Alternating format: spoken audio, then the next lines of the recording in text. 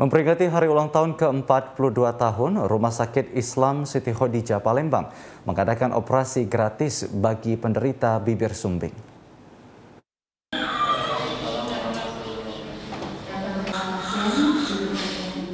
Rumah Sakit Islam Siti Khadijah mengadakan operasi gratis bibir sumbing kepada para balita yang menderita bibir sumbing.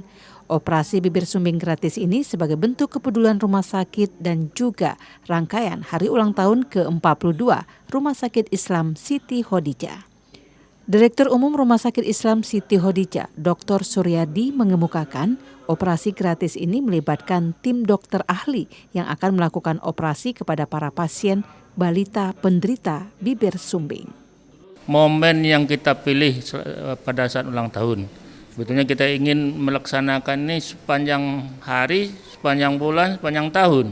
Tetapi tentu dengan kesibukan yang lain, maka kita menjadikan ulang tahun hanya momen untuk melaksanakan yang syiar yang bisa diinikan oleh masyarakat. Sebetulnya kita melaksanakan juga hari-hari biasa kita melaksanakan.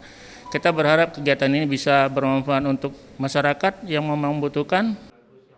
Yayasan Umi Romlah, Dr. Iqmal mengatakan penanganan bibir sumbing pada balita ini dapat dilayani dengan maksimal di Rumah Sakit Siti Khadijah karena dapat dilakukan dengan tenaga yang berkompeten.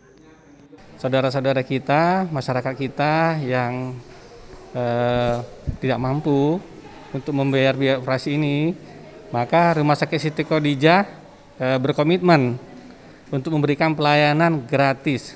Jadi tidak ada biaya sedikit pun.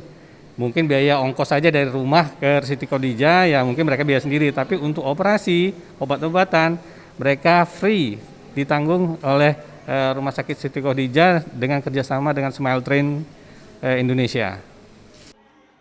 Bantuan operasi bibir sumbing ini mendapat sambutan antusias dari warga dan ini sangat membantu mereka.